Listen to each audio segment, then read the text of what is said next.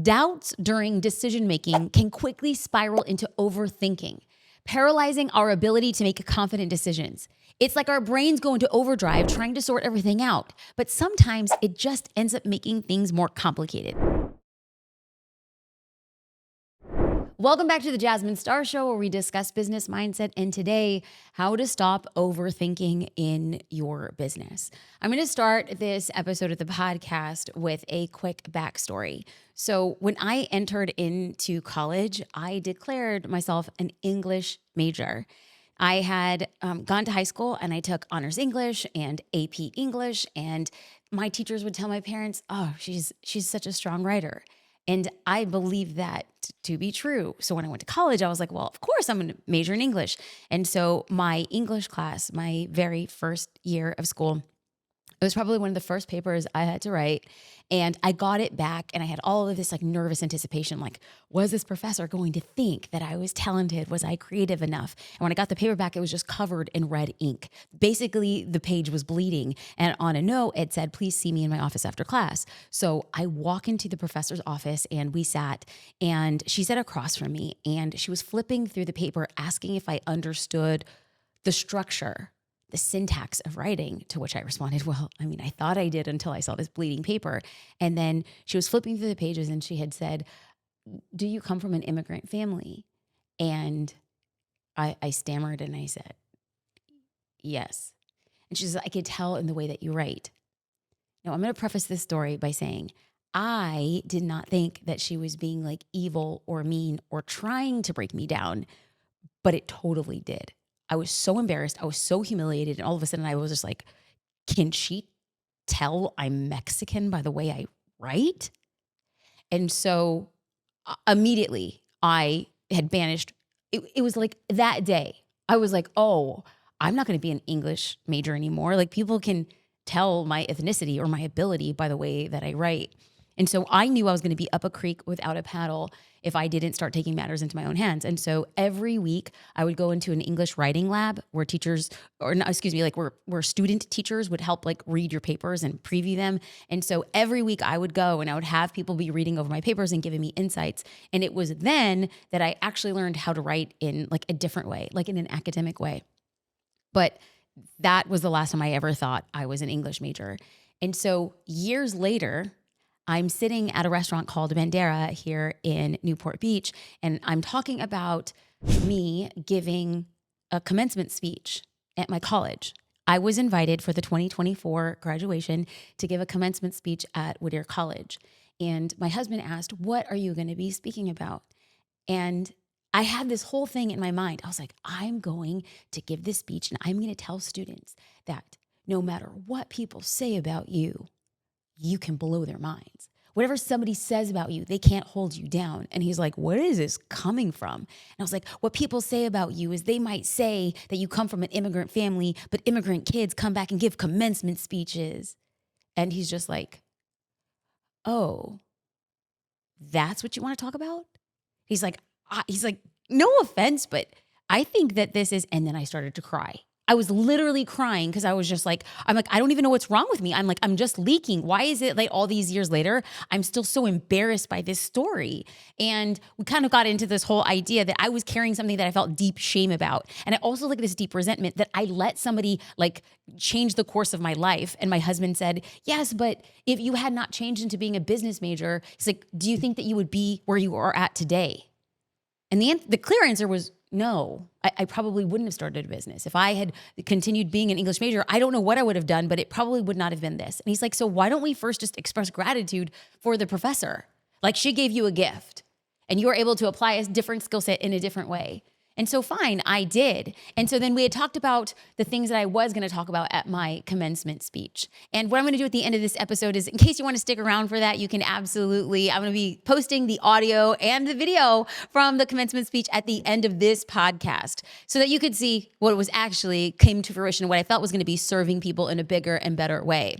Now, at the commencement ceremony, I was able to sit on the stage with all the other professors, and I saw that professor. I saw her, and I thought to myself, should I say something?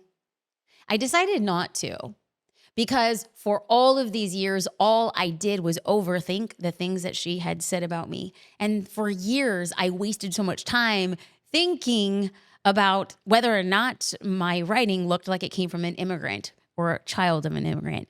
And now I don't care if it does. So I've made peace with it, but I spent a really long time overthinking it. And so this very short and to the point episode is inspired by my inspiring friend and peer, Jay Shetty. He created a podcast episode where he broke down the process of overthinking and how it's really just our brain's way of trying to problem solve. And I loved it. I'm going to link it in the show notes for you if you want to listen to that episode. But what I'm going to do is I'm going to read his exact words to you, just one quote, because you know your girl is an avid note taker. Here's his quote. Doubts during decision-making can quickly spiral into overthinking, paralyzing our ability to make confident decisions. It's like our brains go into overdrive trying to sort everything out, but sometimes it just ends up making things more complicated. End quote. Okay, so what can this look like specifically in terms of your business?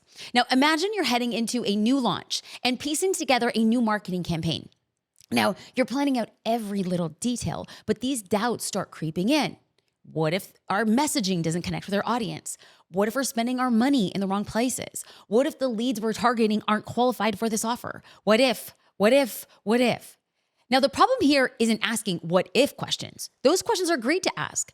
The problem is that the questions are snowballing into more questions and there isn't any structure to find answers, which leads to overwhelm. And what does overwhelm lead to? Inaction. So what do we do about that? Well, we need to create a structure. Here's a 5-step framework that you can use to turn overthinking into problem solving. The first step is to notice when you're overthinking. Just being aware of it can help you break the cycle. It's almost like pressing pause when your thoughts are flying around in your brain. It allows you to stop just for one moment to do the next steps. The second step is to grab a pen and paper and write down those thoughts and just start prioritizing. Now, I know it sounds so simple, but trust me, when you get these thoughts onto paper, legitimately pen and paper, you get them out of your head. Because right now, these thoughts are just running wild, leaving no room for clarity or solution thoughts. So, onto the paper and then to organize by the level of importance. To do this for the marketing campaign that we just talked about in that example, I'd list by listing all of the what if questions and the doubts that came up, which were messaging, budget allocation, target audience, and lead qualification. Once I got them on a paper, I'd rate their potential impact on the success of the campaign. So let's break this down by an example. Issues related to messaging alignment for the target audience might be considered a higher priority than budget allocation. Okay, so now that we're kind of like thinking this is the hierarchy, the third step is to create structure. The best way to do this, in my small, humble opinion, is to break it down. Take each prioritized concern and break it down into smaller, actionable steps or questions. For example, if you're worried about messaging not connecting with your ideal clients, break it down into questions maybe like, what messaging resonates the most with our target audience? And what needs to happen to make all the messaging that mirrors that? The fourth step is to develop solution-based plans for each of them. Okay, so now that you have some structure, you can create plans. For example, the concern that was about that lead qualification, like what if the leads that we're targeting aren't qualified for this offer? Well, the plan might involve reviewing or rewriting the criteria for qualifying leads with a lead scoring system or creating a freebie that would attract that specific person with content directly addressing their specific needs and interests. This is something the team and I are working on right this very second. Now, in the past, we've created freebies like productivity planners and things that would appeal to entrepreneurs at all stages. This time, we're creating a lead magnet that prioritizes one specific person. Doing this will help us better pre-qualify leads so we'll feel more confident with those leads versus leads we got through a lead magnet that was just to capture emails of entrepreneurs. Instead of going wide, we want to go really deep. And this brings us to step 5. Assign responsibilities and take action. It's now time to assign responsibilities and execute each step of the plan to team members or stakeholders. Something that my team does very well, and I want you to hear this very clearly, you have to have defined roles, deadlines, and expectations. This ensures accountability and progress, and without it, you can get stuck in that back of the I'm overthinking loop. I just want to say thank you for listening to the Jasmine Star Show. At the end of this episode, I am going to be attaching the commencement speech that I had given at Whittier College in 2024. It's about 9 minutes, and it was the truest thing that I could have ever said to anybody embarking on a new point in your life. And so even though you might not be graduating college at this very moment, I hope that the tools, the frameworks, the resources that I shared with those graduating students are something that you could use as you graduate onto the next phase and step of your life. I want to say thank you, and to resist the temptation to overthink and overcomplicate, bring out that notebook, bring out that pen, and start coming up with things that move you into action. Every time you leave a review for this podcast or you rate this podcast, it means the world to me. And so I want to say thank you in advance. And if you haven't done that yet, please press pause, subscribe, leave a review. It would make the difference. And I wish you all the best as you venture into the next phase of your life. Thank you for listening to the Jasmine Star Show. The commencement speech will start about now. Class of 2024, your future begins now. Congratulations. I'm very honored to tell you that I sat in these exact seats. My parents, my family were in the stadium, and they were there to see me graduate summa cum laude. I was the first in my family to go to college. Thank you. How many of you are the first in your families to graduate college?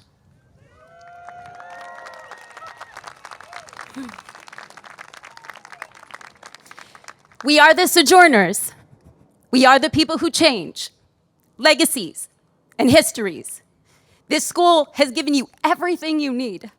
And forgive me for this emotion, hearing Dr. Sel Johnson talk about what it means to be resilient. I stand in front of you telling you that life can get hard. I was sitting in these seats and I had no idea what to do. In fact, the first time my grandmother ever stepped on a college campus, it was here in Harris B. I had just moved in to the dorm with my twin sister, and she looked around. She says, "Mira, oh my God, people live here." Yes, they do. And then she asked us to put on Celia Cruz, and we danced. And in that moment, I felt invincible. I felt like nothing could stop me. And then we flash forward to graduation day, and I'm sitting in your exact seat, and if I could be honest, I had no idea what I was going to do. So me and my 4.0 got a job at Lucille's Barbecue in Brea, California. Oh, humility. Tastes like barbecue baby back ribs. It was there slinging those ribs, and mind you, I did get Employee of the Month. Thank you, Whittier College. I had an idea I should go to law school. I should go to law school. I got a full ride to UCLA, and it was there during my first year that my mother had a relapse with brain cancer. She was diagnosed my junior year here at school, and I realized that for the first time in my life, I looked at her and I didn't ask what I should do. I asked what I wanted to do. And everything that I learned at Whittier College prepared me for success by learning 4 important qualities. I learned consistency by going to a writing lab every week my freshman year so I could learn how to write like a college graduate. I learned perseverance in Dr. Decker's business leadership class. I will never forget the day that a student had fallen asleep and he got a small piece of chalk and he threw it at the student's head and he says, "This is too good to sleep on." Dr. Decker, you were right.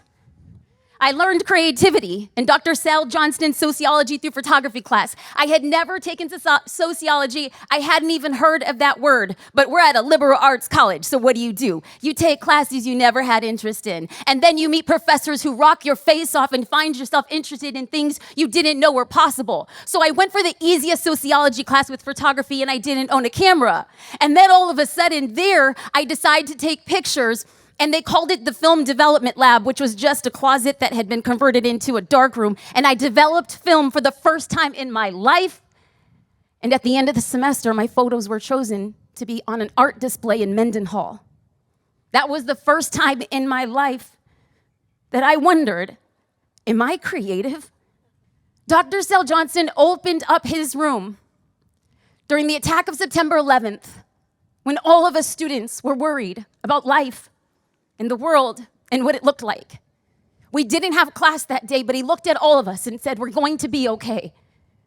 It's going to be better than you think." And Dr. Johnston, you were right. I learned determination from Dr. Jose Orozco in the history of Latin America. And I was determined to get an A in that class, and I thought it was impossible. And I looked at him and I said, "I'm gonna get an A." And he looked at me and he said, "Ms. Juarez, you don't get anything. You earn something."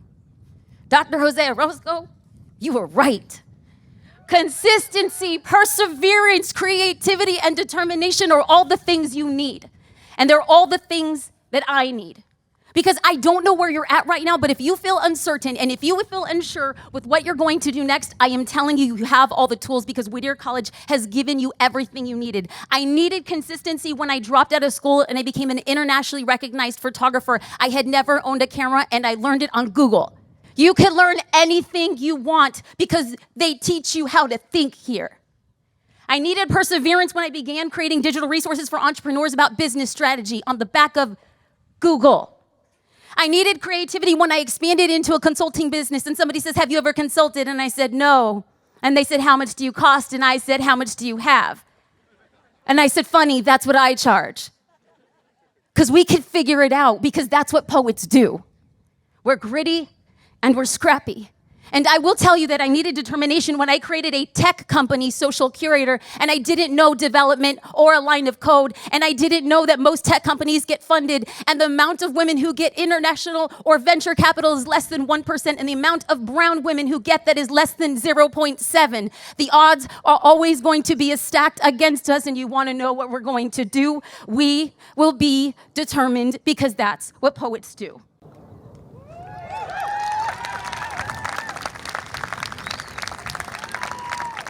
I'm going to tell you this is not about me because you're going to need the same tools.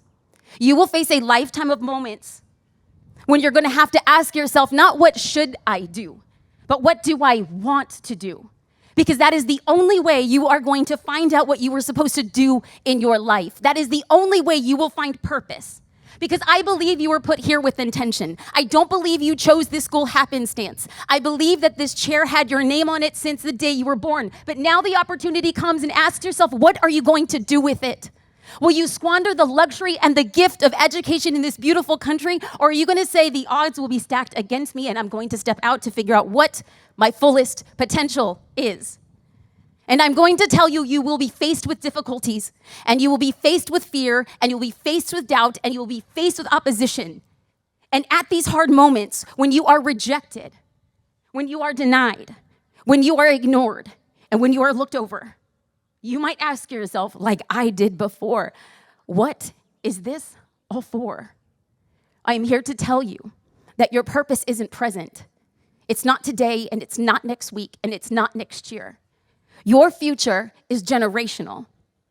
My grandmother was born in a tiny hill town of Puerto Rico, a place that didn't have running water. She moved to East Los Angeles to work in a sweatshop, taking 3 buses to work after dropping off her 3 kids at school, one who had special needs. And there she sat in front of a sewing machine and she made basketballs in the summer and bikinis in the winter, making things that her children would never buy, use, or wear. She returned home exhausted every single night to make dinner and put her kids to bed. And she woke up and did the same thing the next day, and the next day, and the next day, and the next day. I look back at that story and I wonder if she ever thought to herself, what is this all for? Little did she realize that decades later, her work and her sacrifice would create opportunities that she never had for herself. She walked alone to the bus stop so one day she could dance in Harris B. She sewed until her fingers were numb so that one day her granddaughter wouldn't just graduate college, but would come back and give a commencement speech. I want to remind you that there will come moments where you need to ask yourself not what you should do, but what you want to do. And when that happens, you might even ask yourself, what is this all for?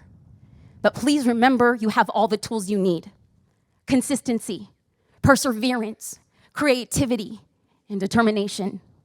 May you go out into the world and make mistakes so you learn lessons. May you refrain from spending time in triumph or disaster. And one day, may you turn on your favorite song and find yourself dancing in the celebration of the future you built, not just for yourself, but for future generations. Felicidades. Congratulations, poets. You did it.